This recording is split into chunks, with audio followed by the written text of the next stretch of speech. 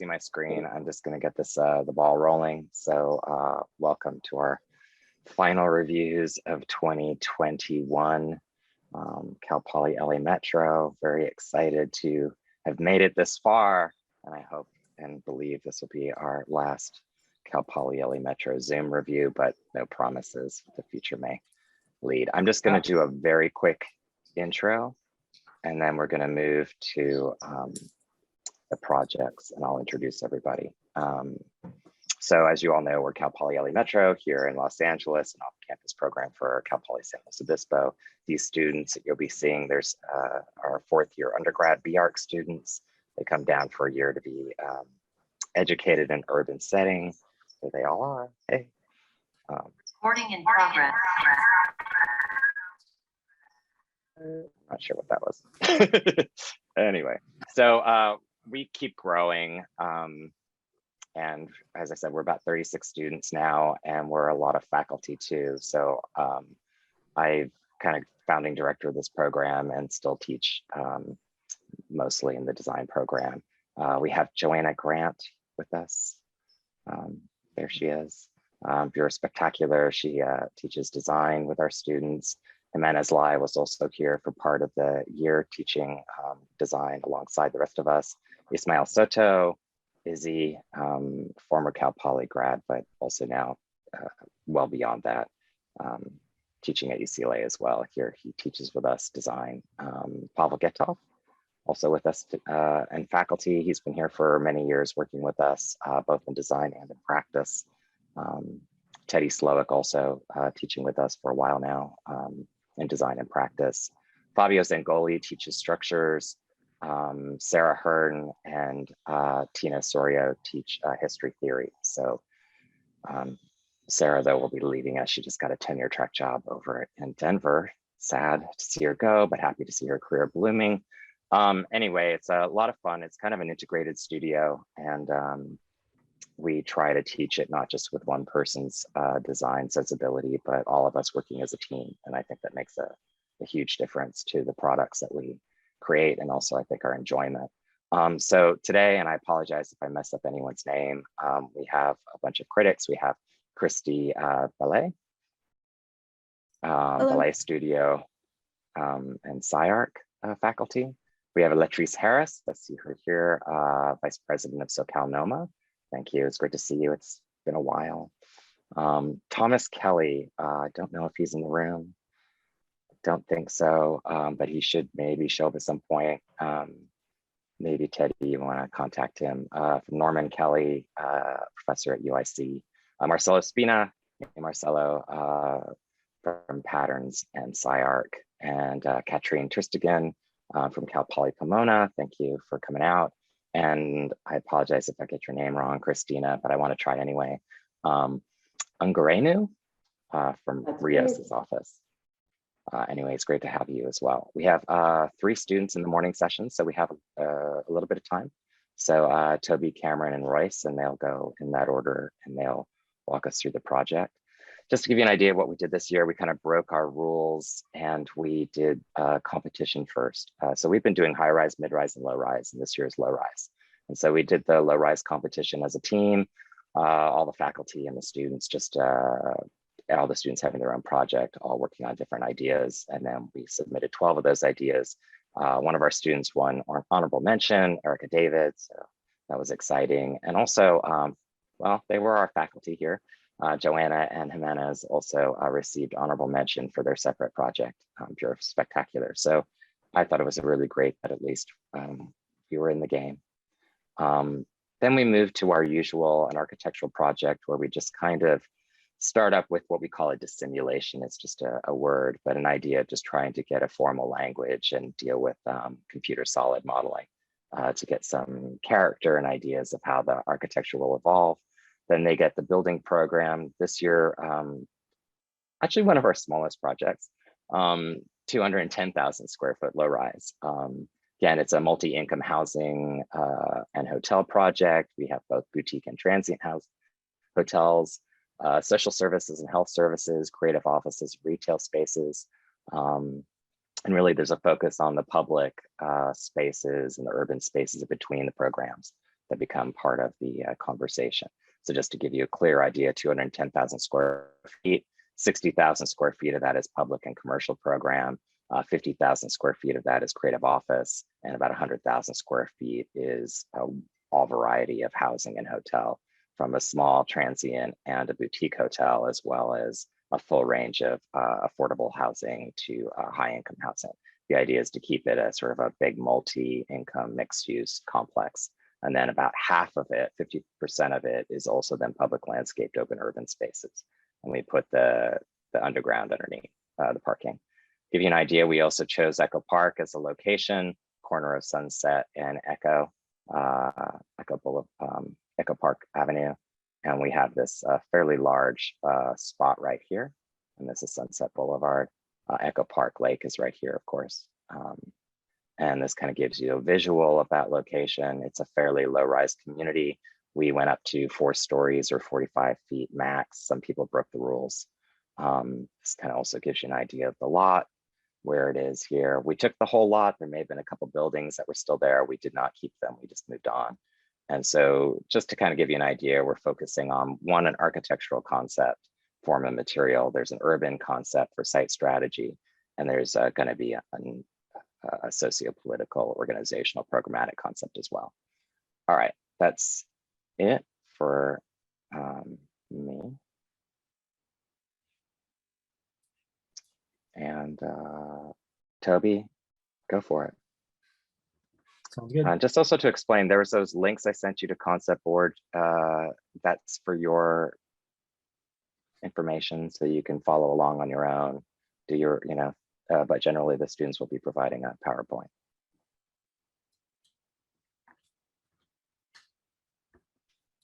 Hello, my name is Toby Peters-Black, and I'm going to be presenting my Low Rising project. To start off with, looking at a view of the site from the corner of Sunset and Logan Street. Going into my project, I really wanted to focus on the kind of community green space within the site. And so I started off looking at the surrounding context, the surrounding program, and using that to inform different corridors into the site, creating cuts within it, leading into the interior green space. Then taking that interior green space and providing special amenities scattering around that green space on the exterior within the site. So one of the things I wanted to do was add these special amenities such as childcare, a computer lab, employment office, healthcare, laundromat, kind of adding these amenities that are otherwise spread about a city and condensing them into a singular site, creating them, making them more accessible, as well as centralizing them for people on the site, as well as the surrounding community.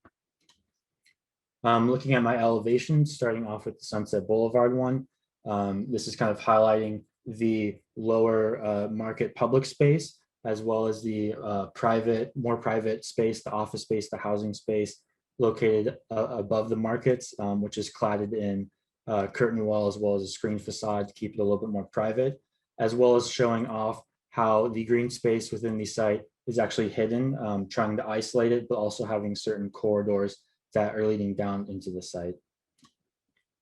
Starting off with my ground floor plan, along with having restaurants, markets, and those special amenities scattered around the central green space, I wanted to leave the green space a little bit more open, having a little bit more flexible program within there. On the right side, you can kind of see different options for different things that could go on with the park, having a farmer's market, having a concert hall, having just a regular kind of park space, having a vaccination port, having different amenities that can kind of utilize this large space that kind of cuts through the entire site. Secondly, moving up, moving into housing as well as office space. Most of the housing is mixed with different square footages, as well as connecting to some of the office spaces, as well as connecting to some of the other housing blocks through bridges that are kind of transitional spaces. And then we can see there's a patio on the second floor of the office space looking down into the plaza overlooking Sunset Boulevard. Next, moving up another floor, we have pretty much a similar program with the housing intermixed. It's a little bit different square footages, but also connecting to the office spaces in certain parts for those who might live and work on site, as well as looking at a render of the housing corridor, kind of showing the curtain wall and screen facade, kind of privatizing that space between the exterior park as well as the apartments within. Next, moving up to the last floor, we have mainly office spaces, as well as some outdoor patio spaces, rooftops for those workers, as well as looking at kind of the one of the main circulation paths throughout the site. Moving on to some of my axos, this is kind of showing the relationship between Sunset Boulevard and the lower ground plane, the lower park, having Sunset with these market spaces as well as the office above, and then dropping the site down into this lower park space that's kind of isolating it from Sunset and the surrounding streets and context. Next, looking at the housing program, the housing is sandwiched between the public program on the ground floor as well as the office space. This is also highlighting the long elongated corridor, the elongated curtain wall and screen facade that takes the housing residents from the circulation path to their apartments.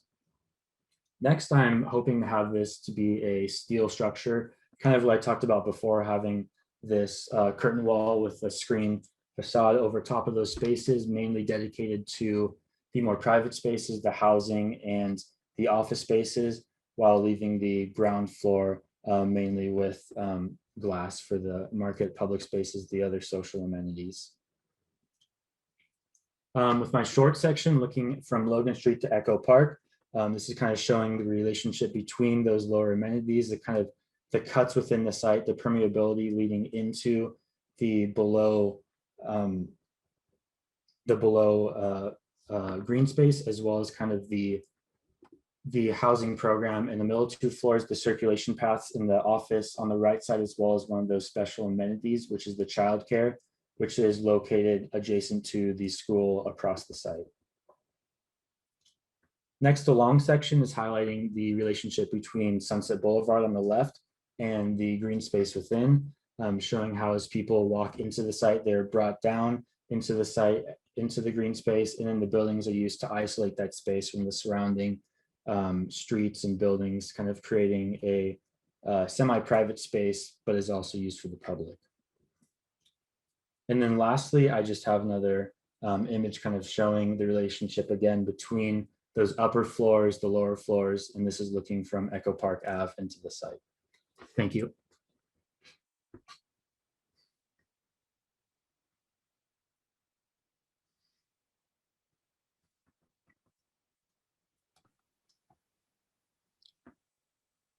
Can we start commenting or, yeah? Okay. Hey, Toby, it's good to see you, man. I mean, first, I just wanted to say, first of all, I mean, it's a super accomplished project. Of course, it's the first one I see or we see. And you did a really kind of great job at like walking us through, let's say, what I would call the project documentation, you know, including describing the specifics of, you know, what you see in plans of the project or in section and so on. However, it would be great if you could maybe like say a few words about maybe some sort of general ideas about the project as to, I don't know, something that have to do with either like some sort of concept, your take on this, you know, which might be different than others. And I'm sure they will be different than others, but I think it would be great, you know, it would be a disservice to, you know, such a great amount of work and the quality of it, not to be able to position it beyond just like, you know, what you see in plan and what you see in section and what you see in axonometric and what you see in close-up details. Sure. Well, I guess with this project, my main focus kind of looking at some of the social conditions going on with Echo Park recently, looking at amenity spaces within those and how they're used. And so I wanted to take amenity spaces, kind of enlarge them within the site, as well as provide other amenities to that green space that are otherwise hard for people to get to, such as employment offices, these childcare places, these programs that are otherwise spread out and for maybe people of lower income, maybe mid-income, are not able to access on a regular basis. And so I guess my main concept going into this was creating a central hub for those different programs, putting them on the ground floor so that they become more of a public entity, and then building the project around that, around the ground floor, programming, the ground floor, social amenities in the ground floor, green space. Right, but not to dispute what you're saying, which is it's right, and it has to be right probably because you did the project. But the same thing you said could be true for a kind of a typical sort of cluster building, you know, which basically just like creates a continuous facade all around, and it's just have what you said in the ground floor. So what you're saying doesn't tell me absolutely anything, you know, of the architecture, quote unquote, you know. So, you know, you look at this plan, and I mean, imagine if you're actually, you know, telling the story on the radio. I still have no idea what you did, you know. And again, I mean, you did something pretty good and pretty articulate, you know. But I like to kind of get to that. And I mean, it's interesting. You just started with a kind of view of the corner and saying this is the view of the corner and so on. And I mean, again, you know, there's a lot more things that you could have done to ground your project, to basically make us understand why you did what you did, and to make us understand that, I don't know, you're maybe sort of pursuing a certain way of doing things, you know, let's say a way of atomizing the plan into these sort of like street kind of bands that are like all sort of coalescing somewhat together, somewhat apart. The cutouts are in a certain way, you know, revealing these sort of big apertures or openings that are more at the level of the mass or subtractions. And then, I mean, I don't know, there's a series of things, you know, from the kind of strategic all the way to like the detailing. And I think, I mean, again, I think it's a super accomplished project. And clearly, you know, I mean, the level of specificity you got when describing, you know, the kind of architectural documentation of the project, and what each of those kind of moments is doing in relationship with the program. It's actually really, really deep. I will be looking for more, you know, of the kind of architecture, you know, vis-a-vis form, volume, mass, you know, aesthetic, detail, tectonics, let's say, material, which there's a lot there too, you know. Yeah, I agree with Marcelo. I think, first of all, it's a very, very accomplished project, really beautiful drawings.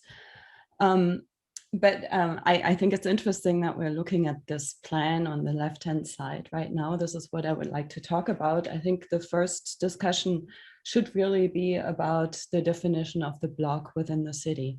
And it's interesting how you represent it. You kind of like draw a very heavy line around your site, kind of like creating this island, this autonomous island. There's a certain logic of how you are placing the buildings on there and creating these open spaces. And I want to, like Marcelo is asking, he wants to know more about the logic of the architecture. I kind of really first want to understand a little bit more about the logic of the massing and the block, the perimeter of the block, and how you organize it. I think it's very skilled. But right now it seems a little bit autonomous. I would like to really understand what that context is. And granted, that context will change probably in the future, right? At the moment, it's very low rise and it'll change. But there's already a certain, you know, street layout, and you can kind of anticipate what would happen. Some streets are larger than others. And so I would like to know exactly how these open spaces that you're creating at the perimeter, how you envision them in relationship to the urban context. Like, how do people kind of enter your project and find your project, so that the project is not like an autonomous, let's say, business park or something like this, right? Like I can see this also functioning as an island, but that it's sort of like tied with the city and perhaps used as a shortcut and becomes truly public. So I want to kind of understand a little bit more how you arrived at these figures and the figure ground configuration of your site. Well, kind of creating the form within this was mainly derived from the different programs around the site. And so having these cuts in this kind of what started as a perimeter building, these cuts that are connecting to different aspects on the, I guess I'll go back to here, kind of having these different program elements, the school, the housing, the restaurant. And so taking the perimeter building and then taking those kind of pathways, their circulation pathways from each of those programs around the site and bringing them into the project, that kind of carved away at the building, and then kind of curling in some of the different forms to create smaller parks kind of within those different programs, those different spaces. Mhm. I would just maybe jump in here as because I had a similar, and actually this is a really good slide I think that you have up, Toby, which was when I was kind of taking notes as you were presenting, I was like, oh, this is really interesting. This is kind of like a bar typology or a double loaded kind of typology in some moments that then has these kind of figured territories. Sometimes it's like a thickened L, sometimes it's like the A shape, and then the top part where the two bars come together. And as I'm hearing like Marcelo and Katrine talk, I'm thinking, you know, maybe one way to continue to kind of articulate it, even though I think it's there in the architecture, it's really strong, which is that these, I saw them almost like figured pivots, right? Because it seemed like these things could pivot to service the territory or the lot or the community within, I guess, what's kind of being referred to as the island. But I think if you could also imagine that they could pivot and service the community around the perimeter of the lot, which I think is what you are doing. I mean, it's clear when we look at their plan. I just think that moving forward, I think maybe what we're looking for is like that you kind of articulate that, you know, the form modifies because the program has this jump in scale, this jump in connection to community, and that's one of the reasons why it gets maybe more figured at some moments and less figured at other moments.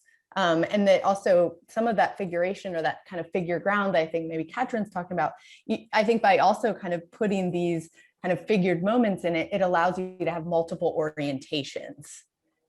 Which I think sometimes like a bar building often has like a kind of a clear side or front or back.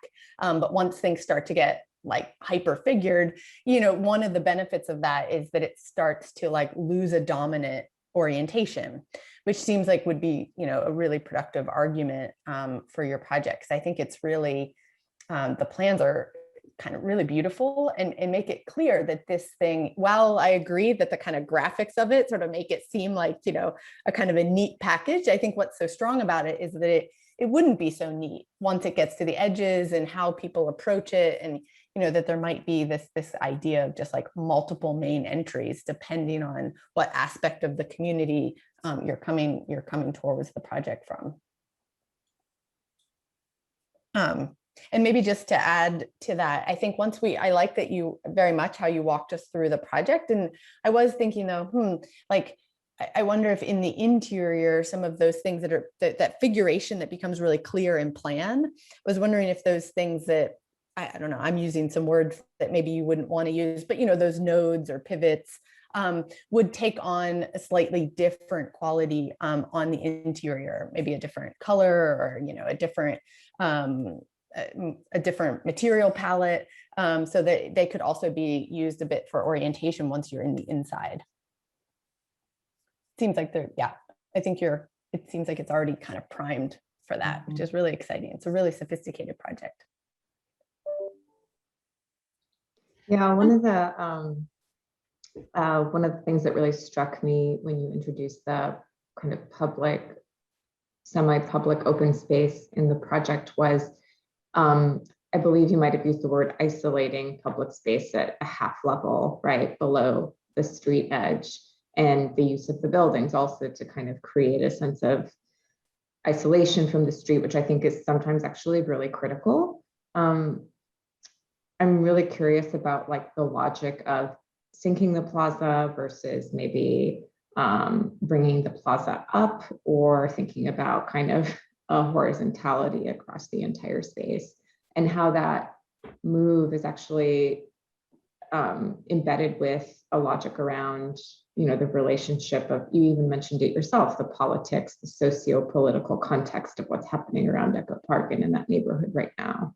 And I say this because right now I'm dealing with a similar public open space that was designed by a very prominent landscape architect during urban renewal, and he sunk the public plazas. And today it's causing a lot of issues around kind of access and kind of having unwanted use of the plazas today, and how do those decisions kind of influence maybe are kind of meant to be responsive to a certain context at the moment, but over time might not create the lasting impact that you originally sought after. So just to summarize, I think thinking about the half level below street edge and why you chose to kind of bring it in that direction as a form of really power making and responding to the socio-political context.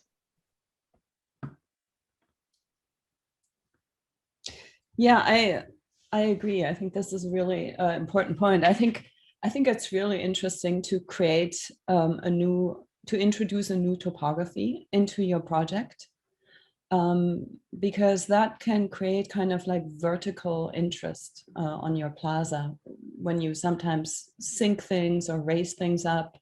And then suddenly, I think it's really interesting to kind of tie the underground of a building to the ground in some way. And you can achieve this by sometimes sinking things or having cuts into the plaza. I think there's a lot of interesting things here that you can do, to kind of really animate the ground plane.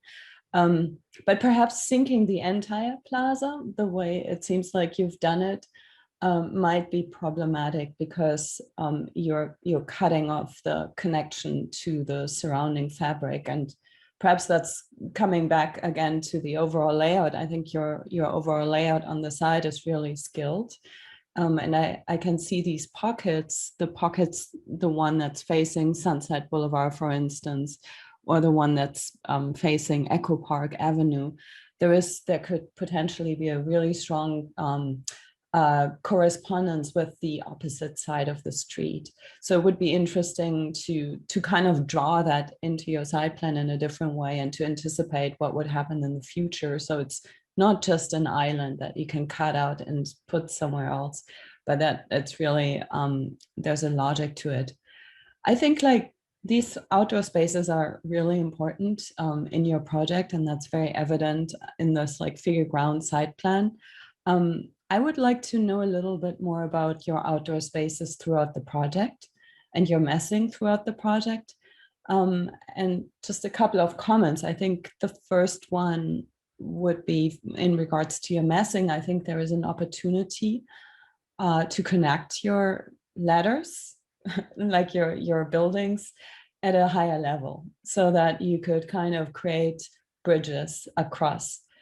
So that in the end, you might not have 4 buildings, but it could ultimately become 1 building that connects back at the top and probably connects back in the underground also, because you probably have a parking garage there. So in the end, it's 1 building, but it has 4 legs. The other thing is, I think you mentioned that your your office space is at the very top of your project and your housing is right underneath.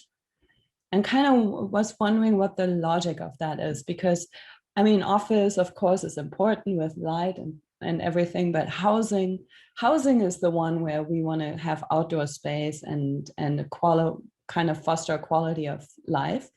And I think if you look at your roof plane, there's a lot of potential to carving out outdoor spaces there, whether they could be private outdoor spaces or communal just for the residents, or even become public outdoor spaces. And I think that might have been a great opportunity to kind of think of those like top carve outs for them to become gardens. And at the moment, when I look at your renderings of your project on the inside, it feels a little Yeah, that one feels a little isolated. Maybe the one before was a little bit better. There was sort of like that outdoor space, right? But it seems still like an air-conditioned space that doesn't take that much advantage of that sort of like indoor-outdoor connection.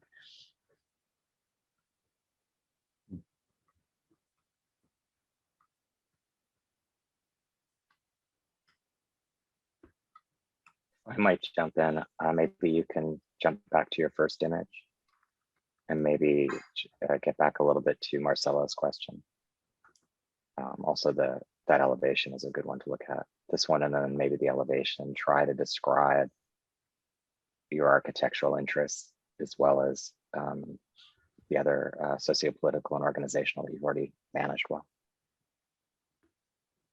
Well, I guess looking at the form of this, my main driving force for the form, besides those carvings, was opening up those corridor spaces with cutouts that created spaces that kind of budded out from the form. So trying to, I guess, from the ground floor, being able to see those corridors within the site, see the circulation, the horizontal circulation, but also shielding those from the public space below. Looking at the elevation, yeah, the kind of formal strategy is having those overhangs between the market space, the public space, and the above private space as to kind of separate them, but also having some sort of connection by showing those, what I mentioned before, those horizontal corridor spaces that are mostly open, but also slightly closed off or slightly private with the use of the screens.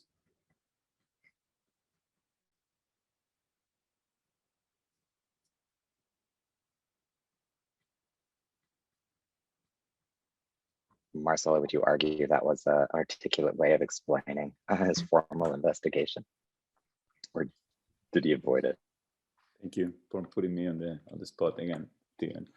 I, one of the beauty of like making this first comment, sort of direct the conversation, and then you can recede back into the background. But no, I mean, I think it was more clear in terms of the formal articulation, Toby, which I find, quite strong. I will still kind of, like I will try 10 different answers to this, and write down and read other architects, I mean, like, I don't know, like I remember when I was a student, reading Peter Eisman project introduction when I had my first croquis, it sort of blew my head off, reading Rem Koolhaas project introductions. They were different than reading other architects, they weren't just talking about like, oh, the site was this and whatever, the project and the program.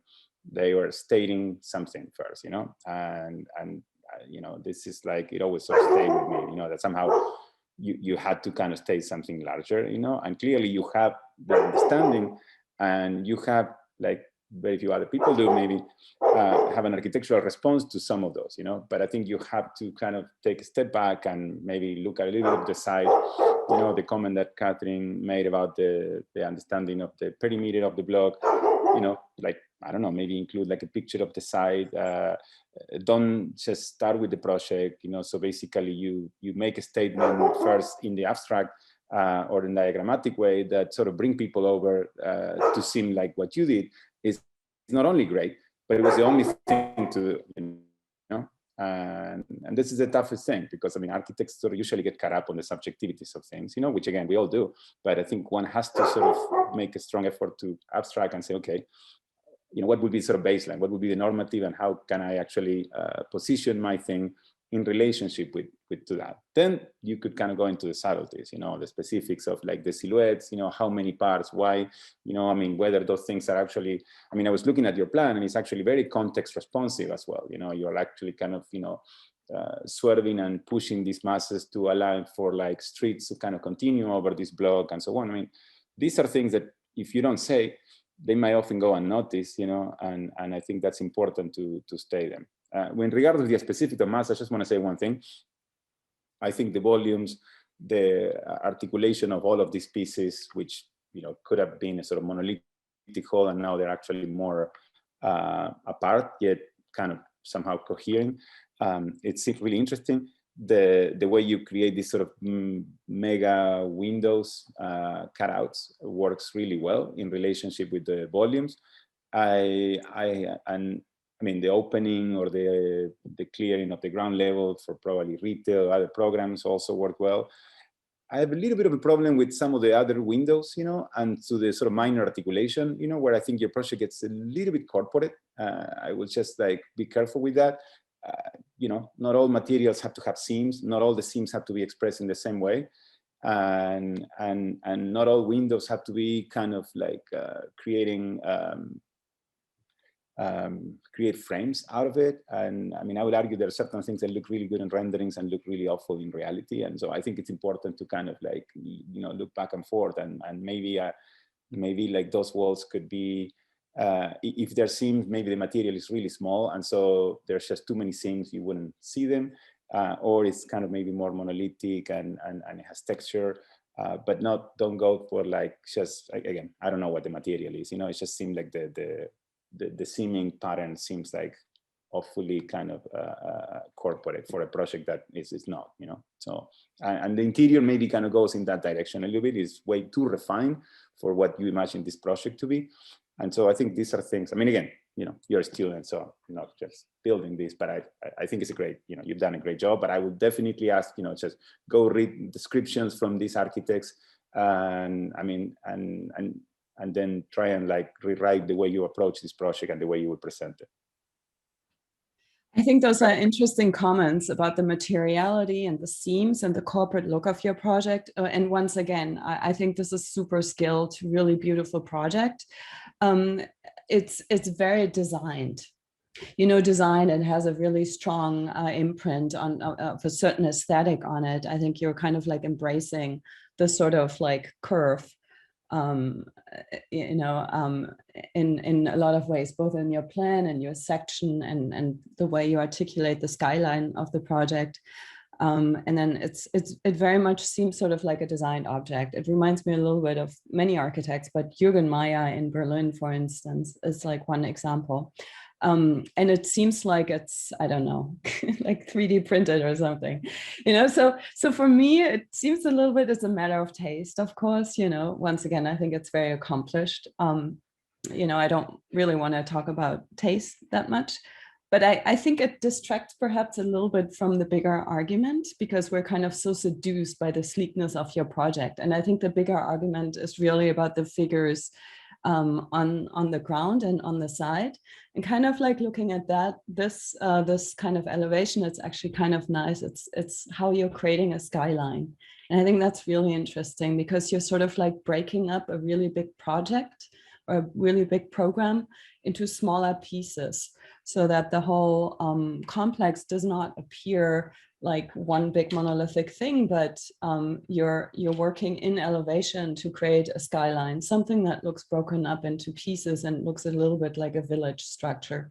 You could have achieved this without the curves, or with with different types of windows, or with just a stucco building. It doesn't really matter. You've achieved it. So I think that's really quite beautiful. But I think perhaps back to maybe what Marcelo was asking at the beginning, I would also like to understand, I would have loved to see a diagram, perhaps a diagram that starts with a site analysis, where perhaps you kind of just study what happens if there is a perimeter block and there's a courtyard in the center, versus what if I have just a few studies on site and how that actually came into being. And then a similar study to this, I think we can see sort of there's three parts to this elevation. One is the ground floor that becomes very porous. I think that's really important. And the other one is the skyline, where you have sort of ups and downs, and then you have the center piece. And I think that would be worth sort of paying some more attention to how this is articulated. And again, I wish there were more open spaces carved out into the volumes, or tentacles from the volumes to adjacent volumes, to kind of create more of a network. I'm gonna stop us here and say thank you to everybody and thank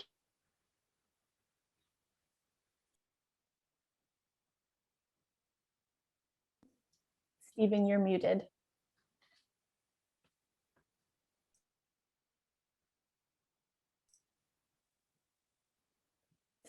Still muted.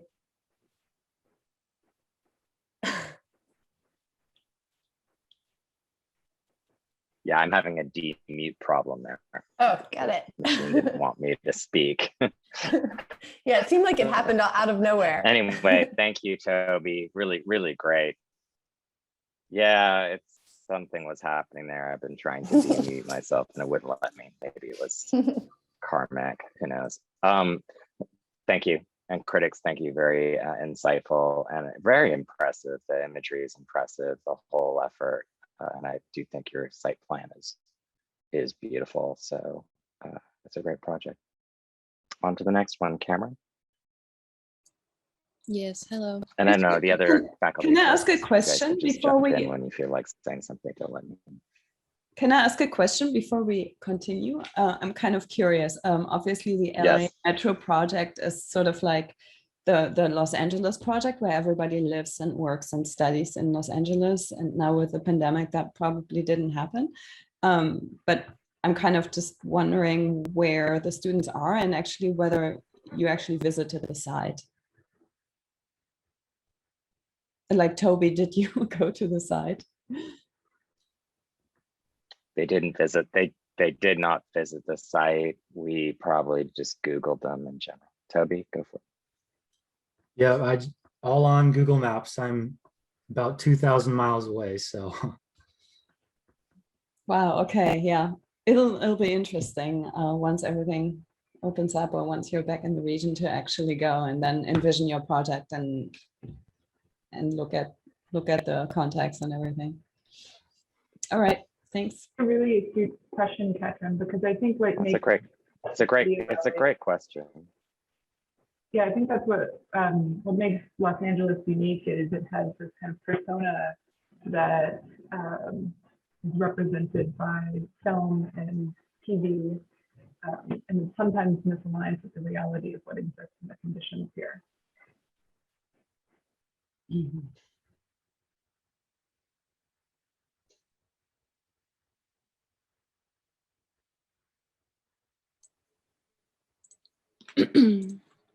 Go for it, Cameron.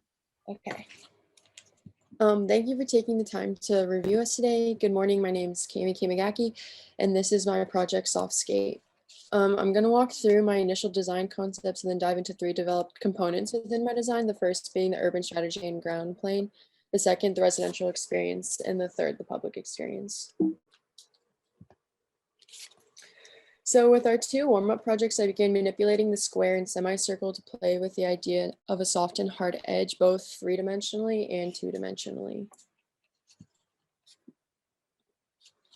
Going forward with that into the Echo Park side itself, I began to study how the growth of both the soft and hard edge can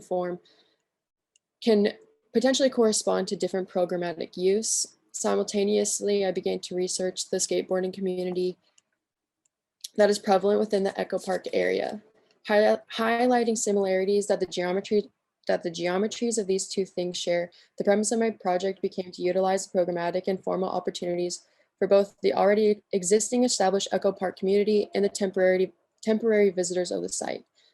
The site then becomes a mixing ground for communities that might not normally engage with one another.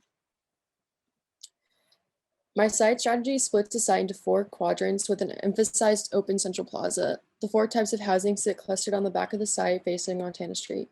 Public amenities lie on the ground floor and the cantilevered entrance bubble on the upper floors along Sunset is where the office space is located. Along Logan Street on the ground floor, there's a public market, food truck market, plug-in, cafe, skate park repair space, and housing resources and daycare.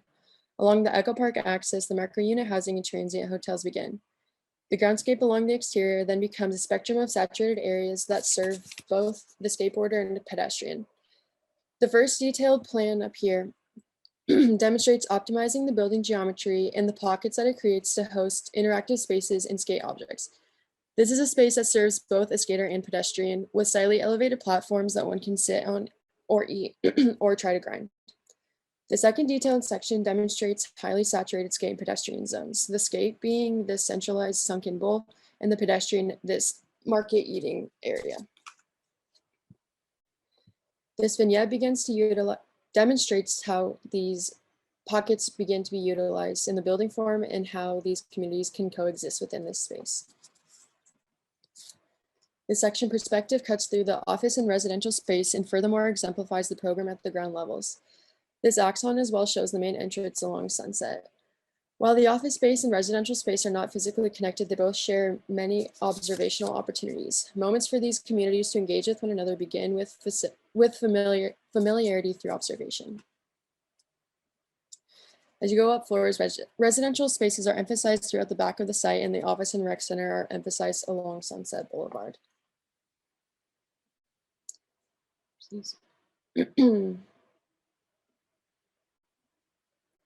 The moment highlighted on the left demonstrates how these soft and hard edge units begin to interact with one another. The unit types on the right show how a rectilinear unit compares to a curvilinear. This view from inside the bowl looking at the residential unit shows the observational moments and moments of interaction between the permanent residents of the site and those occupying the space below. Cutting through the office space, hotel space, the rec center, this section demonstrates the soft and hard edges as it is explored through sectional qualities. The rec center becomes an observation deck with high transparency to the space below, similarly to appear as an observational opportunity to watch surfers. Below is that front elevation of that same cut. The concrete structure with curved mullion and glass becomes an exciting experience to share as a community. Thank you so much.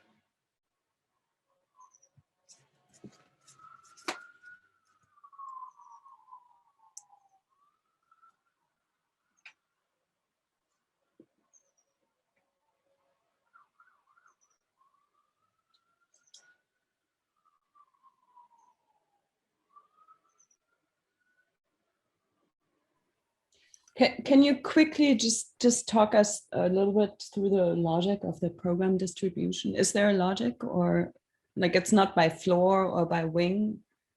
Can you just explain quickly? Yeah, along this like Montana Street back along the back end of the site is the residential units. So micro units starts at the ground floor, and then pretty much all of the other types of housing are clustered throughout the top three or the next 3 floors. And then on the ground level sits market space and public amenities. And then on each wing from Logan Street and Echo Park Avenue is like office space. And then centrally located above the main entrance is the rec center.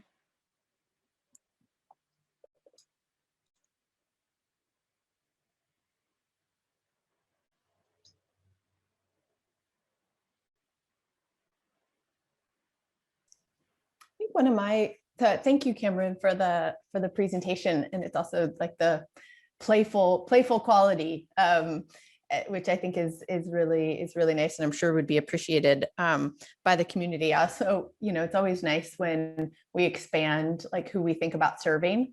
We often think about we serve the residents or we serve the pedestrian or something, but sometimes it's nice to get more specific, and so the fact that the project can serve the skateboarder, who is a type of pedestrian in a way, and maybe also part of the community in different ways. So I think that part's really interesting. Another part that caught my eye and ear as you were presenting was this idea of, I think you called it like the cantilevered bubble at some point. And so I might be stretching here a little bit, but then there was other times in the project where you talked about like observational moments, right? Where you can kind of look down or up. And so maybe for a moment, I think I'm sticking on that word bubble, because I think that this project is really strong in terms of how it uses kind of profile and extrusion to kind of organize spaces in different ways and use geometry to be of service for different things.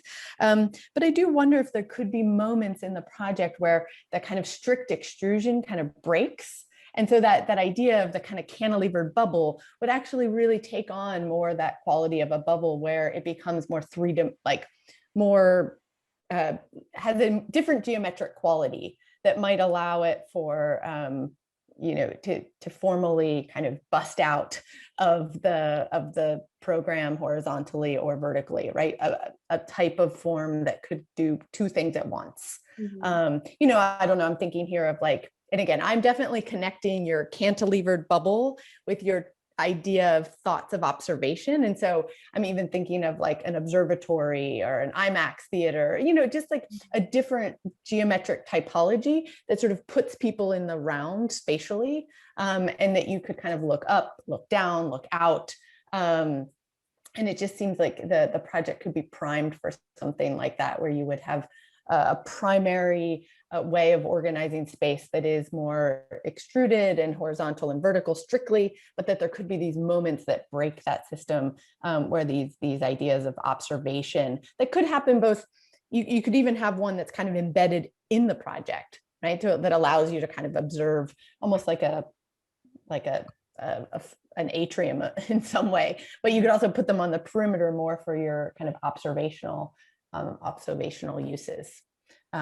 Otherwise, I mean, I guess I'm also thinking of that because your first rendering is really striking, how it has that kind of corner element, which seems to kind of break things in different ways. It follows the rules like 80%, but then it breaks it a little bit to kind of maybe act as like a beacon or something for the project. And so maybe if the rules were broken like a little bit more, a couple more percentage points, that might service you both in terms of your goals of observation, but also kind of formally within the project.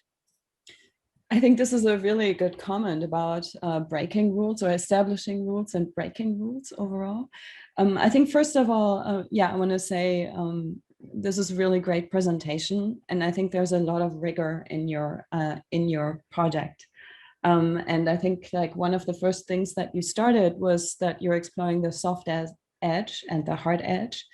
And I'm kind of assuming what you mean with that is the straight edge and the curved edge, like the juxtaposition of the curve and the straight line. I think this is a really super interesting topic, also in art, right? Like what happens, I'm thinking of Ellsworth Kelly or something like this. What happens if you have a straight line and then you have a curve? Like what is the result of this? What is the tension of these like two spaces? Or what if you have two curves that almost touch? How does the space kind of like widens and then narrows down and widens again? Like just kind of like that geometry. And you have really thought hard to make sense of the curve in plan and in section programmatically, like in terms of what could it do in the swimming pool, or like if you're thinking of the skateboarder, of course, right? Like where the curve could really have a direct programmatic meaning. And I think that's fantastic. At some point, we're probably exhausting the possibilities of the curve and the, like how much more curve can we do in program. I'm more interested, or I'm also interested in sort of like a spatial exploration of the curve and the straight line, not just as a programmatic thing or as an aesthetic thing, but also what is it actually doing if you if you have a convex situation or a concave situation, or once again, if two curves meet, or if you have a hard edge versus the soft edge, how you call it. Really just like super basic, almost like Francis Ching explorations, like straight line curve, like what happens and what is it doing in your plan. I think that would have been amazing. And to Christy's point of breaking the rule, I'm kind of wondering, I mean, you've basically kind of created sort of like somewhat of a Lego set, right? Like a kind of kit of parts that you begin to assemble vertically and everything. And it sort of sits on the side a little bit as object. I wonder if there could be another gesture at a bigger scale, right? Like everything happens in one scale. The one scale is like an architectural scale of the curves and the straight line. But I'm wondering, you know, the result is basically a plan with those flowers, right? Like they're all flowers, and that's kind of interesting. I'm kind of wondering what could there be a bit bigger gesture? You know, like if you have like local moves, but you have a global move that perhaps cuts through the side and suddenly produces something that is no longer derived from the logic of the system, but corresponds to something bigger.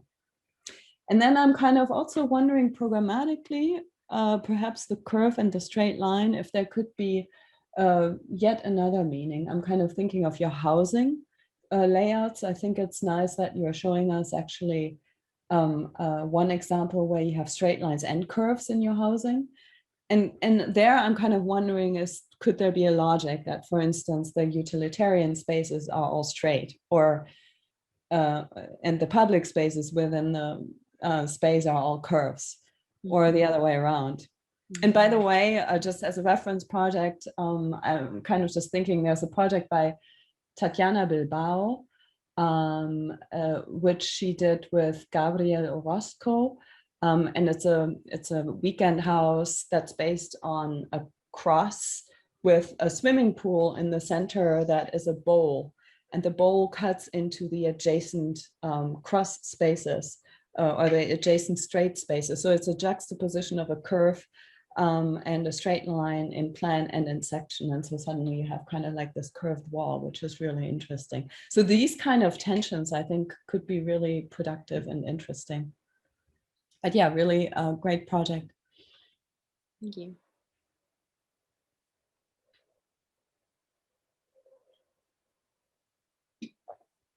I mean, maybe just to build on, I think it's a quite nice project, and I like the way you started, you know, kind of showing some sort of like, you know, playful test, kind of like a puzzle, you know, a bit of a game. I think it was alluded before, and you know, some sort of more general to particular. I was thinking kind of along the lines of, you know, Catherine comment about the straight lines and the curve. One, especially when you have like houses or apartments, you know, I see like the little kind of zooming where you show a bedroom, and you know, the bedroom seems to work well because you have a closet on the straight side, and then the bed is sort of overlooking the curve, let's say, and so things like that seem to kind of lend themselves, you know, to really interesting moments. You know, probably the kitchen side and so on, maybe it's a little bit more cumbersome. Not that one could not do it, but you know, you have all those different variations on that. I mean, this is just like maybe the kind of functionalist in me that it would sort of worry about those kinds of issues to at least make sure that you don't just take it as it goes, let's say, like you create a kind of form or mass and then you just sort of fill it in with program, whatever it goes, but rather probably work once you have sort of a certain idea, you will somehow come back, produce sort of apartment types and formal or massing types, and then begin to redistribute. So basically, once you distribute them on a mass, you'll know more or less what the organization will be like, as opposed to having to fill in the gaps later. Again, this will be very different if you were doing offices, where offices could somehow, I mean, open offices could somehow kind of, you know, find their way into either square or sort of more round spaces. I mean, I think the comments that both Christy and Catherine made before are actually kind of eloquent. You know, I like the kind of the in the two renderings you have, there's a certain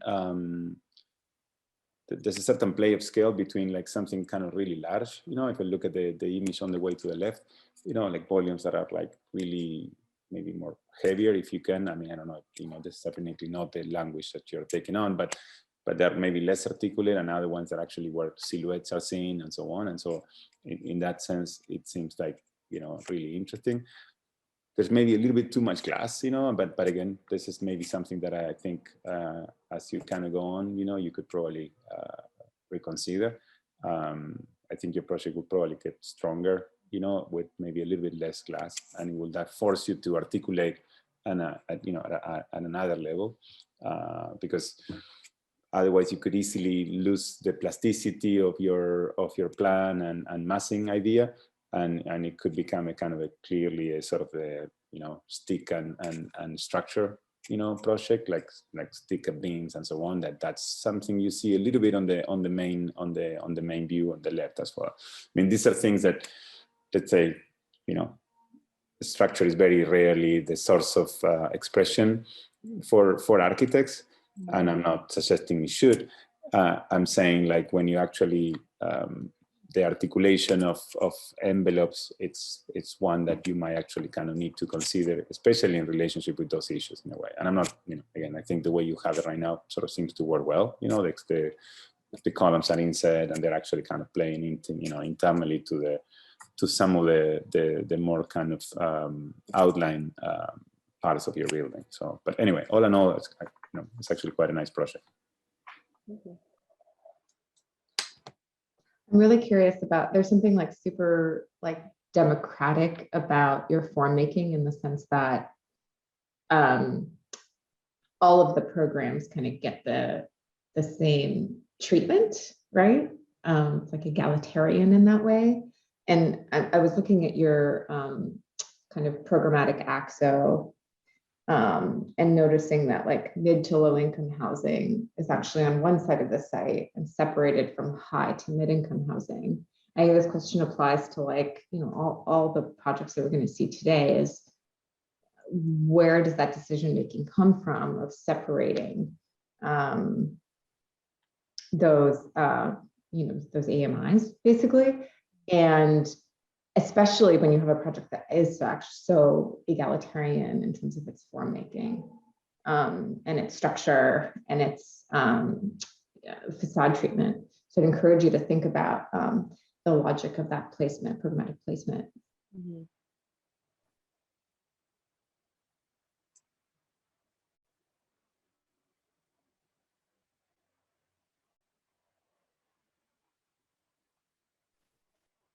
Hey, Jamie.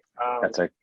I think the comment, I think we're kind of all kind of leaning towards this comment of enclosure a little bit too, right? The kind of glass versus concrete, and the kind of expression of the building.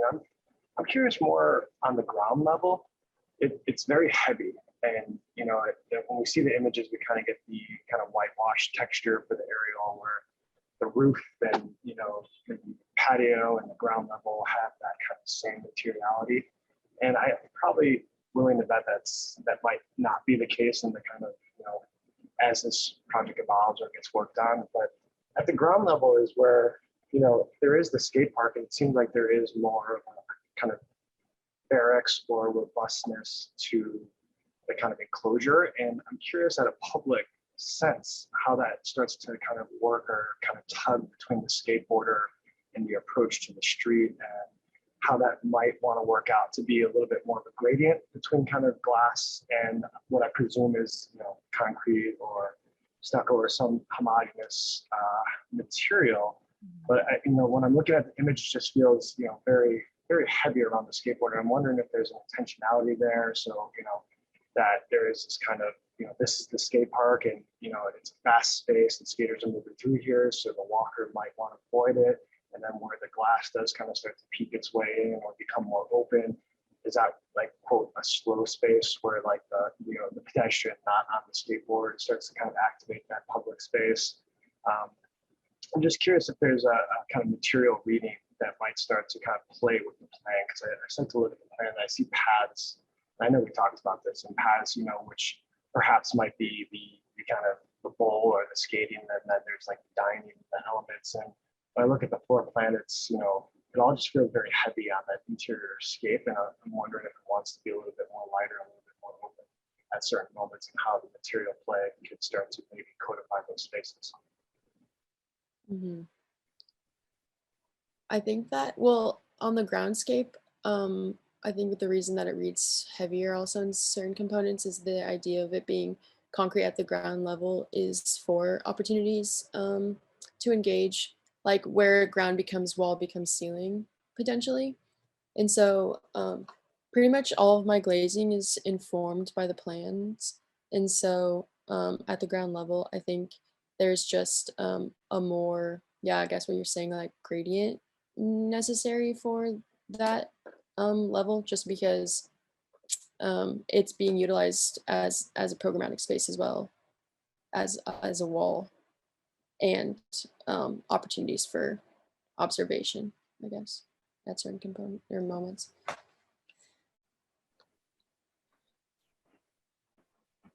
Cameron, I really appreciate the representational quality and the amount of thought that you've put into your project. And I do want to challenge you to maybe consider the possibility that the skating program is maybe engaging with the temporal quality of programs, which maybe the history of skating in Los Angeles engages with in a bit more of a flexible way. I know we have kind of dedicated skate parks that exist, which take skaters outside of the public space. But I think what's super interesting about skating is the way that skaters reinterpret parts of our public space that are actually intended for pedestrians or for other uses, like the skaters of Dogtown in the 80s and 90s that were breaking into properties that had pools that were abandoned, and the way that they were reinterpreting a pool for skating, I think engages with the duality of the program that can inhabit some of these spaces. And I think the adaptation of what you've designed is pretty easy. I think you can start to think of how one might program a stair to be interpreted by a skater as well as a pedestrian, or possibly filling these to become pools during certain times of the year, which would transform the nature of the public space and the way that various different users interact with it. I think that there needs to be more consideration for the non-skater in what you propose, and I think that would really enrich the complexity and interest of your project.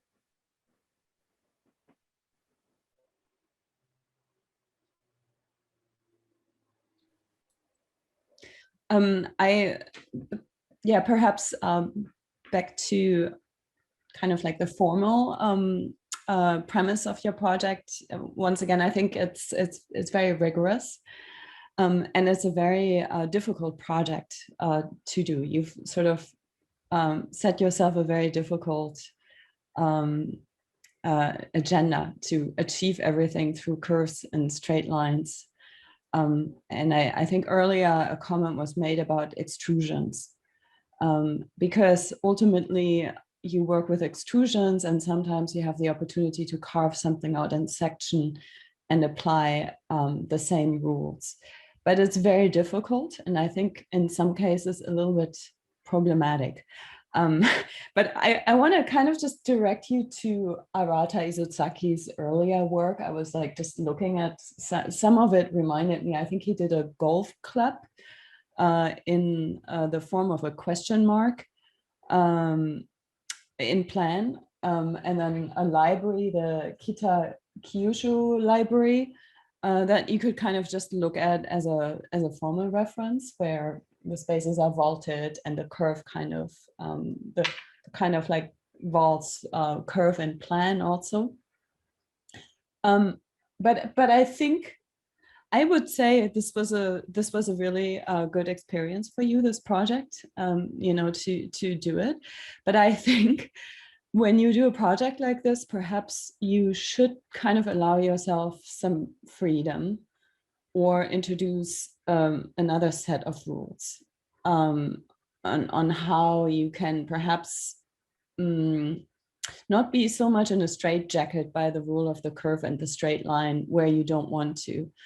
I think that one of the perhaps weaknesses of the project is that you don't have any means to once again, perhaps correspond to the site? Or you always feel like you have to have a curve and a straight line on like a very particular scale. That becomes, yeah, like this flower and floor plan, and in some cases it becomes perhaps a little bit more decorative than spatially meaningful. You know, I'm just throwing this out there. Your project is really beautiful, but I'm kind of just throwing out what the pitfalls are of your project. So I'm kind of wondering, could there be a second set of rules, or a bigger rule, perhaps a bigger scale, or something like this, where the things kind of begin to unify, or where you allow yourself to, on one hand, have the kit of parts and the rules that you rigorously set up for yourself, and a sort of inner logic, and another possibility of responding directly to other things, perhaps programmatically or site specific or something like that. Could you achieve that synthesis? I think that's always the problem in architecture. You know, on one hand, you have autonomy. On the other hand, you have like other factors, and how do you negotiate between them?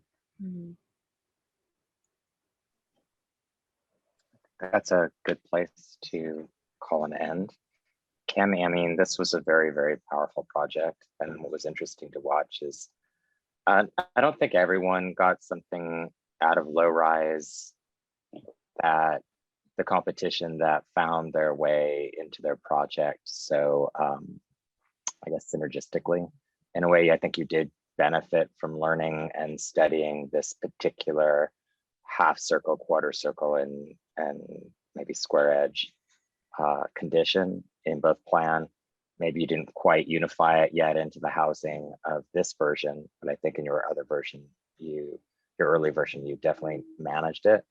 I'm in complete agreement, I think, with so many of the comments. I don't want to reiterate, but I do, because I've seen it in different iterations. I do think the glass on the front facade has an image that kind of belies the beauty of the complex shape you created.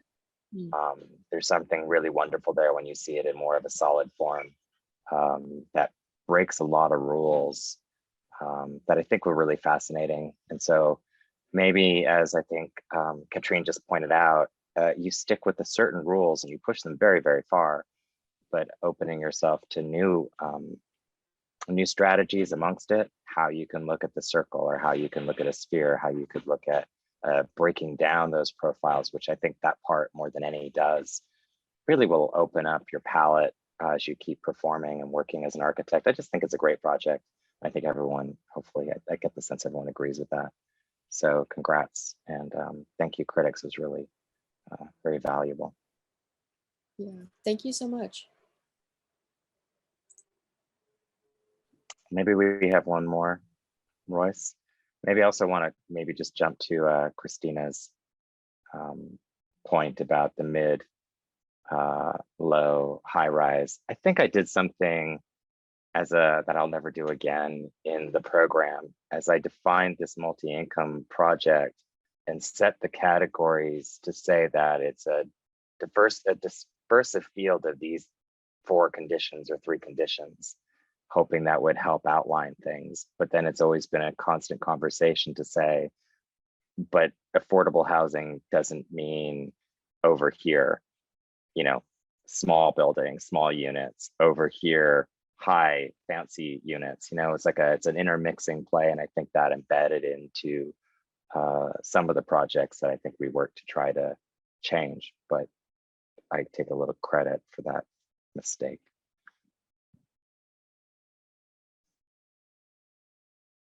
Royce, when you're ready.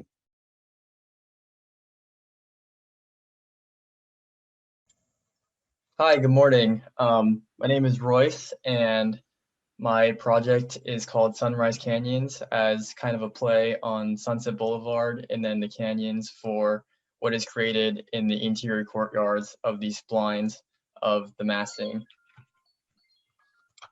And so looking at the site, I saw there was a big dense block of retail alongside Sunset Boulevard. And so I wanted to sort of take the typical bar typology of these programs, such as housing, hotels, and offices, and turn it perpendicular, and then push and pull from the outside to interweave them together at certain spots to create a unique condition on the interior of them, and then some pockets on the exterior for landscaping exterior space. So then on the floor plans, this is the basement floor plan and the first floor plan. You can see how some of these courtyards are created in the interior with sort of procession down, or you can continue above to the exterior. And that continues on the second floor where it sort of overlooks, and on the west side canyon, it actually raises up to be a whole different level from the first floor. And then on the third and fourth floor, the housing continues and different types of housing are intermixed between, and the transient hotel and the boutique hotel sort of breaks off from the middle of the housing spline. And on the roof plan, there is landscape terrace space for which every program can use from this interior atrium spaces on Logan and Echo Park. And so on the elevation, there are sort of two types of architectural language on the long elevations. So on Logan Street and Echo Park, one is a perforated screen on the exterior circulation, and the other one is some horizontal shading and then some cuts in what I'm calling the canyon wall to express the verticality, and then limestone paneling sort of panels sideways and express the horizontality as well. And on these front and back elevations, you can see the front and the end of these splines and how they sort of terminate in these units that have floor to ceiling windows. And so on this interior longitudinal section, you can see the condition of the hotel and how these sort of walkways walk beneath and above it, and how you can sort of interconnect them or go down from the site at sunset. And on these cross sections, you see the spaces in between and what I'm calling the canyons of space that create the sort of semi-private, semi-public, both at once, that you can walk in between from sunset. And if you really know where you're going as a resident, you sort of know where to go in that canyon. And so I'm proposing a concrete frame structure in which there are columns of concrete and then timber framing on the walls. And then on the exterior courtyard with a perforated screen, it sort of wraps up and over to create shading for the terrace and attaches to either mechanical or another option. And you can see how some of the splines sort of extend over the ground plane and then create a little outdoor space for something like a cafe or just open landscape space.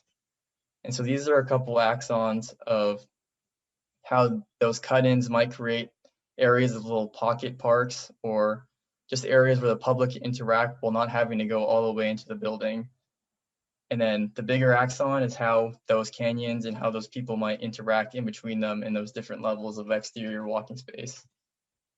And these are a couple of vignettes of the exterior or the exterior application inside the canyons. And this is the corner of Sunset and Logan, how those splines might terminate and create another interior courtyard. And last, there's a vignette of the rooftop terrace. And then on the bottom basement floor, a little gallery space with the view of a bamboo garden that's sunken into the plaza. And finally, a view from Echo Park Avenue and how that long sort of edge might bend in and create some space that even if you're not a resident, you're just walking by, you can sort of walk in and have a little bit of place to sit or eat. And so it's not just you're just walking along the sidewalk and that's it. And so thank you. That's my presentation.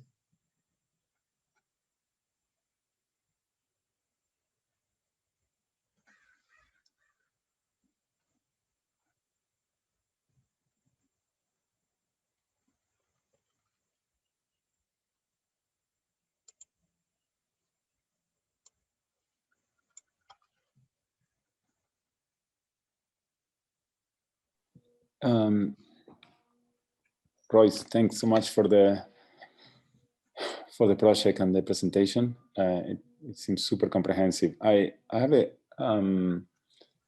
quick question first. Maybe it's because it's rendered or the way or the architecture, but is it possible that your project seems like bigger and or more denser than others we've seen before, or it's more or less, I mean, all same program, same size? I mean, I haven't calculated it necessarily, but I tried to get a certain number of units in. So it's like 70 or so total housing units.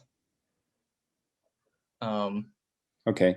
I mean, but maybe because you have like sort of ground plus 4 levels sort of all across in each of these bars, right? Yeah, I did go a little bit over height. I see. Okay, so it's maybe the height. I mean, yeah, I didn't mean like the actual program. It's more like it definitely seems like on the sort of upper end of low rise. I mean, I have to say the let's say I'm just gonna divide my criticism into maybe like scales. You know, the sort of party of this kind of sinuous bars, let's say, moving throughout the entire site seems a little bit like, I mean, it works. Let's say it could probably be a fine place for living. As an architecture, I find it maybe a little bit kind of passé, like, you know, that's sort of been done before, and so I don't think there is a lot of, you know, there's not a need for you to innovate. I'm just sort of commenting on a certain kind of understanding of sort of an architectural genre. The more you go in closer in scale, I think the more interesting your project becomes. You know, I find the treatment of the articulation of the facades definitely more interesting. And, you know, and doesn't necessarily, I mean, all these things are somewhat connected in your project, but they don't have to be connected. It means that you could have still articulated with those cuts and done a, you know, a different scheme, you know, throughout. I find the, you know, obviously the study of this kind of chunk, the sort of passive solar, the sort of double facade, you know, quite interesting, maybe a little bit techy though. But I think that I would be curious to see what, you know, if one could actually maybe, you know, start at this scale and then move back and find a project that is maybe less of a, it's not maybe one liner would be unfair to say, because it's not a one liner, but actually at least 3 liners and some sort of swearing on connecting bifurcation. But it seems to me that some sort of more nuances of the geometry of the section, the geometry of the kind of openings of the facade could find their way into the plan, into the overall articulation of the entire, you know, of the entire scheme, and make it, you know, a little bit more, I don't know, contemporary sounds like maybe a bit superficial in this context, but maybe, for lack of a better word, maybe a little bit more contemporary. You know, there's something that between that kind of excessive continuity, maybe even the color you chose for the renderings, that makes it like slightly kind of old, you know. And I, you know, I hate to do that in a sense. Again, it sounds you know, it sounds superficial. You know, please don't take this the wrong way. I'm trying to, you know, I mean, all I'm trying to say is that you go back, maybe spend one more day re-rendering some of these things, you know, and you see students doing this a lot, and you could actually get something that feels like a little bit more fresh, you know. And so again, when there is something like this going on, usually my experience tells me that it's not just like, oh, I chose the wrong color, you know. It's like it's like usually maybe you might be looking at in the, you know, at some other things that are kind of pointing to that you had to kind of render in this way, you know. So it's a combination of software, sensibility, taste, and some sort of aesthetic predilection. But I do think you want to probably, you know, consider that, you know, because I think on the back end, let's say the sort of more like technological, you know, environmental side of the project, clearly it's something that you seem to be quite interested in, and you seem to be, you know, really good at it. And so maybe maybe the form gets a little bit toned down. Maybe you're not trying to create like the most kind of expressive sort of curvilinear project, and I don't know. I mean, I think there's maybe some kind of dialogue there that could be initiated by starting at the back end, starting with the more sort of like I don't want to call it technical, but sort of maybe tectonic material, envelope or massing articulation, and one could go back to that. I mean, I noticed also a very interesting relationship the way between these sort of bars are actually supported in kind of section, sort of these sort of big pilasters that is pretty interesting. In fact, one of my thoughts, I'm sorry to kind of make this kind of so long, it feels like it's a bit of a rambling, but is that if one was to pursue this sort of like kind of brownish, toned down take on the project, maybe I will take it all the way to sort of a kind of brutalist approach, and especially because, the way you were structuring on the ground remind me of like maybe some sort of like projects in London, certainly, Robin Hood Gardens or stuff like that. I mean, very, very, very far away. But I think maybe you could sort of look at those, and by looking at something that is definitely more historic, you would actually maybe produce potentially something that is more contemporary, more fresh, whereas right now you're kind of trapped in maybe like some sort of like what I call maybe Valley brutalism, it's like things that you would see out in like North Hollywood or Van Nuys and so on, and that are like really somebody maybe had certain parts of of interesting ideas, but then parts were kind of really on the low end and didn't adapt to what could have been a really exciting new architecture. So, but anyway, I mean, it's a great project. Yeah, I think that's an interesting comment about representation. I want to say about something like that too, but also the comment about looking at history and looking at what your project wants to be, a brutalist. I was thinking in some projects also a lot about the Barbican in London, a brutalist project and somewhat of an island, and it's kind of like own urbanism. So it always helps to kind of look beyond whatever that is, Echo Park, and just like really look out in history and into the world. But first of all, aesthetics and graphics aside, I think it's very skilled and accomplished, your whole presentation. I really like the studies that you're showing us, and there's like half of the project that you didn't actually show us. I'm assuming that was from the first half of the semester, but there's also some formal studies. The stacked dissimulated displacement and resistance, and right, that's part of your project too, right?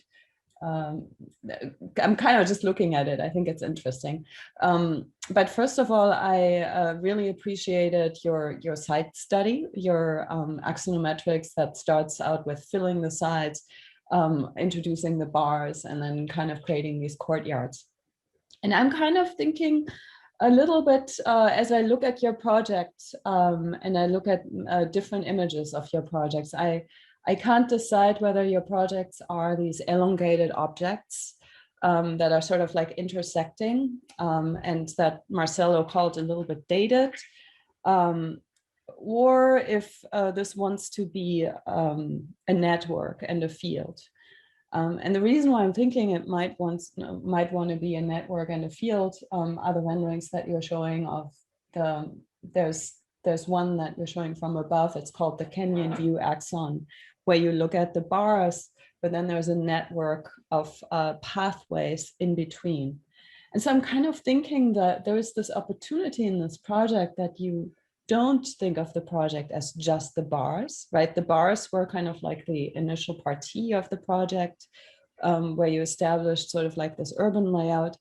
But on another scale, something else is happening, and there's sort of like this delamination in section where perhaps the pathways sort of pivot out and kind of create a network between the bigger bars. But I'm wondering if you could push this even further, and if the bars themselves disintegrate sometimes, and this sort of like pivoting is happening, and the delamination, or maybe you could call it weaving, so that there's a bit more of a blurring away from these strict bars and a little bit more towards a network. And I think that could be quite interesting, and perhaps that would allow you to get away a little bit from from those canyons, because I think some of the views are a little bit too canyon-like. And you have canyons, you get canyons when you extrude too much into one direction, like after 2 stories, when you get beyond 2 stories, and it's still like the same height and it's still very close together, it creates that idea of the canyon, right? And so I think there's an opportunity to think of this weaving. I think the facade strategy is working a little bit counter towards that. When I look at like some of your vertical facade elements, I think your project should be more about this horizontality, not so much about the vertical cuts, but really emphasizing the horizontality and the perhaps a play of pivoting out open spaces or pivoting in cuts into the building, so that it really kind of becomes this hybrid between figure and network. So I think it's a matter perhaps also of scale, like working with the scale. I think that kind of back to the aesthetics of your presentation, back to Marcelo's point, I think it's very skilled, no question, right? Like, you know how to render and you know a little bit, but it does feel dated. And again, it's like really tricky to talk about taste. And maybe 10 years ago, we would have said, this is really awesome. I feel like some of this was perhaps driven by the software, by what the software gave you as possibilities of how to render. And somehow I think there's perhaps an over eagerness to be a graphic designer in your presentation. There's like a lot of graphic elements, like those orange frames everywhere, right? That kind of introduce another layer in there. And all of your images are quite muted. All of your renderings are very muted. And perhaps that's where Marcelo was bringing in like the brutalist idea. Yeah, but to me, they don't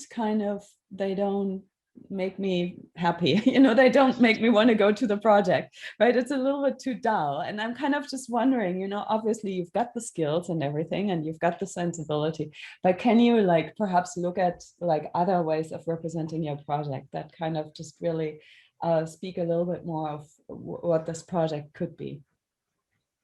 But yeah, very nice. And somehow just like as a reference, the first reference that I thought of what those bars was this school by Daley Gannick on near Silver Lake. I think it's like called El Camino, perhaps. It's also this long bar. And that was triggered actually by the site. It's a very difficult site between like 2 very big streets. So just kind of interesting to look at. Kind of interestingly, Christina and I have been sitting on the mid-review boards on concept board. I don't know if you guys have all looked at that. I think Christina, you've been looking at those. And you know, that point made about the way you sepiaed or yellowed all your drawings, Royce. You go back to those other imageries where you had public space and an upper deck level, and you had crosses between ribbon bars, and you also had held it a much more off the ground podium kind of almost like Le Corbusier type thing or something within the groundscape, and then you left it with this sharp kind of white and blue quality. I just think there was something that happened when you put the yellow on it, which just for your future reference in life just enacts, you know, it's just something you did. And it may not be you're investigating, but this is really, I think, very poignant to see what happens. I'll just get quiet. Yeah, there was almost, just to jump in where Katrin left off, like not to be like a problem solver, but as you were talking, Katrin, you were so articulate. I was like, oh, maybe we just like that graphic design interest, Royce, like shifts more to the building, and the mutedness of the rendering sort of shifts more to like the graphic design or the layout.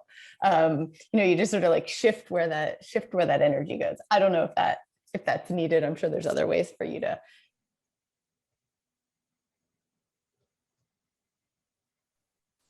I wanna commend you Try it in for, another area. Oh, am I really want to commend you though, Royce, for being the only person so far that has rendered with kind of a photograph of the site and kind of showing its context. I think that's in many ways, some people might call it like really brave, right? Like you're showing what this thing is going to look like in space. And for somebody who's like, I'm not a trained architect, I'm an urban designer, so I'm trying to understand this thing like super contextually. So I just like really appreciate that you did this. I think I definitely agree with somebody said it earlier about thinking about the heights of these bars. And even if you played with that middle bar and you know how tall it was, you might have been able to create some differing positions of what those canyons felt like. I also really loved, I'm still looking at the other part of the board where you show the vertical circulation or core, where the housing and offices and even transient hotel actually come together in this star pattern, or this kind of star central node. I thought that was really powerful, and it's speaking to that, not only the warp, but the weft of the site and how you're actually breaking your own maybe rules in a really good way. So I really liked that. And I liked how you kind of drew the bars in on the sides of the north-south streets to create this ground plane that felt public and that felt ample. So although the canyons to me feel really tight, it did allow for this kind of more grand gesture for the public spaces on the exteriors on the, I guess, east and west of the site, which I really liked.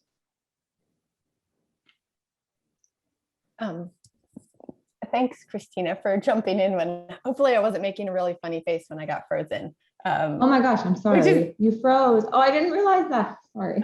No. I mean, yeah, I think I had the Google spreadsheet open, which was like drawing a lot of my bandwidth apparently. So thanks for jumping in. I guess maybe a lot of the, you know, when you go later in the conversation, I think the things you contribute sometimes are a little bit different, Royce. And so I absolutely love the comments that have been made. And I think they really cover a lot of the things I was thinking about. Certainly, I was also going to commend you on what Christina mentioned, which is the fact that you end the presentation with your project being sort of landed in the site. I think that that's really a useful thing to do. I would consider, I don't know if that happened early in the project or later. Oftentimes it's sort of a representational technique. And I would just encourage you to do that earlier. And maybe I would also love to see the end of the bars kind of within the street, because I think scale wise, they would be very interesting in terms of how they begin to kind of make gaps and teeth within the site. So I really commend you on that. I think in terms of, again, maybe because not to reiterate all the comments, maybe some of my things I could throw in here would just be like references that came to mind as you were talking. And I think it's because, you know, you were really clear in the beginning, you know, so I'm working on the bar typology. I actually think it might be interesting for you to sort of be like, and the bar typology usually does this, and these are the things that I'm keeping, and these are the things where I'm going to break it or modify it, or where I'm going to kind of stand on the shoulders of several bar projects that I've referenced. And, you know, again, that's not always necessary, but in your case, I think with something like such a strong typology that I think particularly, let's say within the last like 20 years, the bar typology and how it works within the digital realm has really created a lot of aesthetic decisions, a lot of dynamic ways, a lot of ways of thinking about aperture that your project's in dialogue with all of those things. So I hope my references aren't too dated, but there was kind of like 3 references that came to mind from, I think, 3 different eras. And I was like, wow, so you really are part of this much larger conversation. You know, maybe the first one would be like Alvaro Alto's project, the dormitory project, where, I mean, I love how you kind of use the wiggle in a way to kind of bring in the site. And I think that, you know, if you looked at those plans of Alvaro Alto's of I think it's the Baker dormitory, you know, he does that in different ways, really addresses sort of the sidedness of one side and the other. Might be a useful reference. Moving forward in history a little bit, it made me think of sort of when Greg Lynn was working on how do you like shred a surface, right? Like the Clyburg housing project, I think is, not a hyper developed project but I think conceptually yours is really working on like, how do I work on apertures in different ways? And also with the bar that has this kind of quality of like, almost like splitting or busting, or I think Katrin said like delamination. So that might be of use. And then maybe a more contemporary example that I was thinking of was, I think Snøhetta's like SF MoMA, where they sort of put cuts in a long bar and have kind of the wiggle in the materiality dealt with in different ways. And I'm sure there's many others, but I guess all that's just to say to wrap up my comment, which is just that I think, not that you have to like heavily discuss references or observations, but that if you did a little bit, it might help you to be more descriptive about what in terms of the bar you've worked on, right? Because I found myself like writing things like, oh gosh, it wiggles. Oh, it's animated. Oh, it splits. And then Katrin talks about networks and delamination and weaving. And, in a way, we're overlaying all of our own interest and sort of baggage onto what the bar does when it breaks and binds and things like that, which is great because that's the point, that it's part of this larger conversation. But I would encourage you to maybe put more, you take control a little bit more of those descriptors and adjectives and set up the way that you want us to see the project. That was really long, but it's a really good project and really in conversation, I think, with a long lineage of work. I cannot resist to add to the precedents, also to build upon what Katrin was saying and you, Christy. It's another project to look actually very interesting is the Romeo and Juliet project by Peter and Alison Smithson, because this can actually marry the bar project with the brutalism, which, actually it wasn't necessarily a formal movement. It was very social movement in the architecture, very much oriented towards the society. Unfortunately, this project is demolished. But nevertheless, the entire concept of Peter and Alison Smithson, which they should be architects who are studied in school. For some reason, we don't study them. But the entire urban approach was about the charged void, which is amplifying the space between the buildings actually, and the functionality and the concept and so on and so on. So I think that it's not bad to look at it. I pretty much agree with everything what was said. The representation is taken away from the strength of this project. Nevertheless, it's a very well designed project, like the rest of what we saw this morning. A lot of effort have been done here, and I congratulate you on the effort. Mm-hmm. And Royce, I want to talk about my favorite image in your project. And that's the rendering of the Echo Park Avenue. It's called Echo Park Avenue. Right, that one. It looks a lot brighter on my other screen. It's interesting. Maybe our screen settings are so bad that we say, oh, the project is rendered very in a certain way, but then it's actually really brighter. But what I like about this is actually your attention to the ground. I think this is so important in architecture, in general. How does a building meet the ground is really, really important, and even more so important, of course, in public programs and in public spaces, because you can already see what the building is doing here. You're kind of proposing a void. And it's not, maybe it's not a true void. It's really just sort of like a setback of the ground floor program that creates kind of like that idea of a void, that the building is kind of creating a gesture, right? Like a person, and that gesture is sort of like inviting people into that little gap and that seam. And at the same time, you're also bending inwards. And I think that gap, that little seam, that reveal is really, really important. It kind of corresponds to the pedestrian scale. You're creating a plaza, and it kind of like mitigates the architecture, the massing to the public space. I think that's really, really nice. And I think something similar is happening above you know, perhaps back to that idea of weaving or something like that, right? It seems almost like, I think that facade panel works really well, that facade move above there with those sort of like horizontal strips. And it seems like that this facade is independent from the massing. It kind of seems to sort of slightly pivot out. It's kind of like starts sort of flush with the volume and then it kind of comes out. And I think that's really an interesting move, that you create interest in that facade and change in depth without being decorative, right? There's sort of like spatial meaning in that and everything. And you're beginning to break down this massive space into different layers. So I think this is really quite accomplished. And I think just in general, I think these projects are interesting because overall the studio, you know, you're taking over an entire block, and the projects are really big enough to become autonomous, right? Like once you're inside the block, you are really within a project, within an island that follows its own rules in a way. But then you come to the perimeter or at certain points where there's a negotiation with something else and with a context. And I think that's what you're doing here at the perimeter. And I think that's kind of really interesting. Again, that fine line between setting up your own rules within architecture versus negotiating something that kind of contaminates the project. And so I'm calling this a contamination, right? Like that little reveal, that sort of like, you know, indentation that plays homage to the street.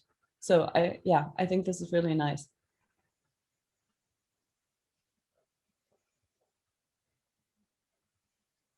I like the olive trees. They go well with the color of your building. Thank you. Any final words? Maybe I'll just point out, Royce, I enjoyed this whole year working with you. Thank you. I think you have a terrific project. I think I made my comment clear. This is portfolio thing. Just take the render cloud off of whatever you did.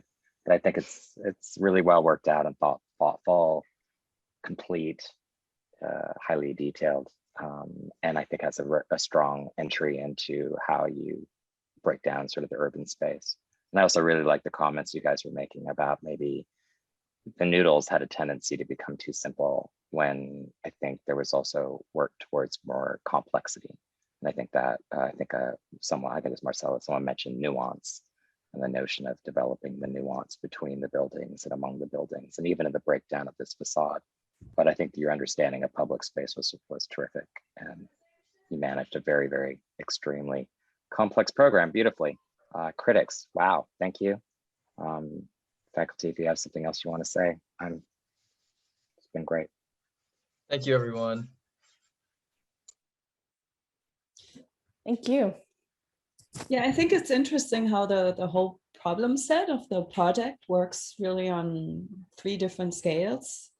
You know, like you're starting off with an entire city block. That's already like really difficult. How do you structure the massing? How do you create open spaces or inner streets, right? Like what's the whole sort of like approach to one big city block, this like bigness already.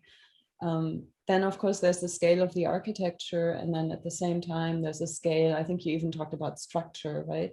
So the actual scale of the details. So it's a really, really complex problem set, I have to say, I think. So really great work, congratulations.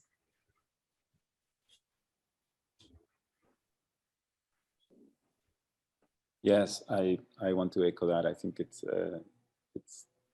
really developed and quite thoughtful work, and even more in contrast with the actual low-rise competition that I was just chatting with Stephen on the background.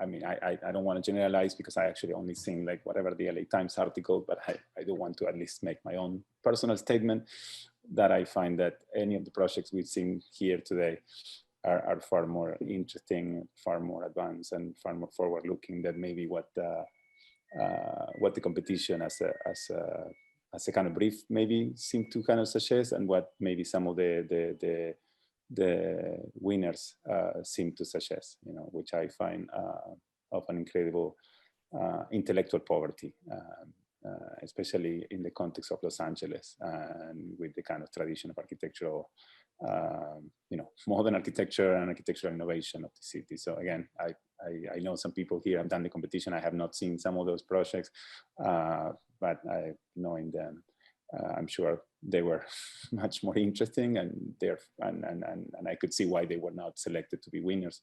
So again, this is just a kind of a side comment, but I think all of you guys work with all the differences are definitely on a good path. So thank you.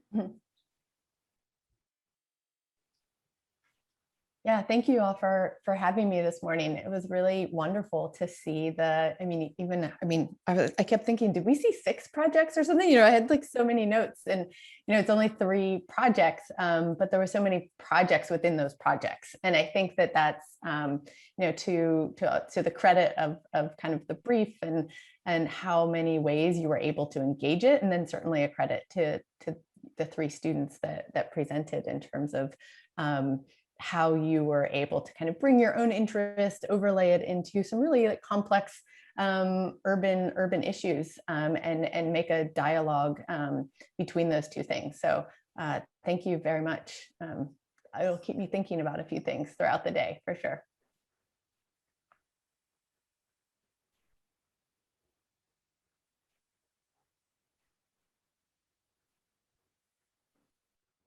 Let's call it a day. And also I want to just point out, thank all the faculty who lend their unique talent and individual knowledge base and creativity to the team effort. It really does produce something that I argue one faculty member teaching a lot of students couldn't do. So thank you all, and thank you everybody. We have a break until 11:30, so. Thanks so much to our critics Thank you. who so generously dedicated their time. Great. Thank you. Have a great day. Bye everyone. Thank Bye all. you. Thank you. Bye. Thank you.